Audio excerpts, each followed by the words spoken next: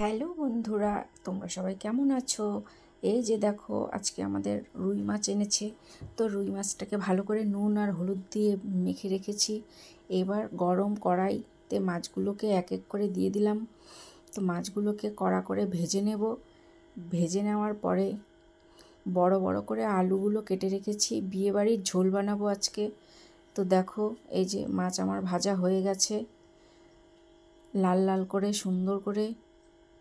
তো এই মাছের ঝোলটা আমাদের বাড়ির সবাই ভালোবাসে, তাই আমি রান্না করছি আজকে অনুষ্ঠান বাড়ির মতন মাছের ঝোল।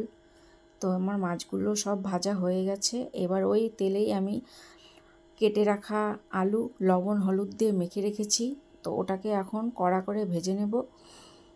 দিয়ে দিলাম কড়াইতে আলুগুলোকে। এই যে আলুগুলো আমার হয়েই আসছে প্রায়। এবার আলুগুলোকে আমি তুলে নেব। তুলে নিয়ে আমি গোটা জিরা আর তেজপাতা ফোড়ন দিলাম। তো দেওয়ার পরে মশলার মধ্যে রেখেছি জিরা, আদা, লঙ্কা আর ধনে গুঁড়ো। তো এগুলোকে ভালো করে কষিয়ে নেব।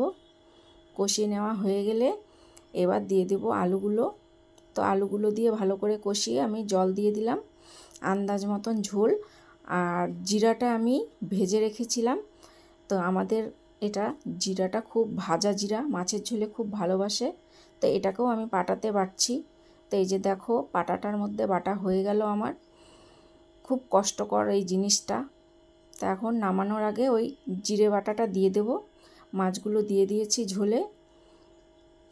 তা একটা সুন্দর গন্ধ বের হয়। আমাদের মাছের ঝোলে জিরা ভাজা না খেলে হয় না এদের, তাই দিলাম। এই যে আমি ঝোল নামিয়ে নিলাম। দেখো তোমরা কেমন হয়েছে একটু বলো, আর পাশে থেকো আমার। ভালো লাগলে লাইক কমেন্ট শেয়ার করো। আর একটা রেসিপি নিয়ে আবার আসবো। টাটা।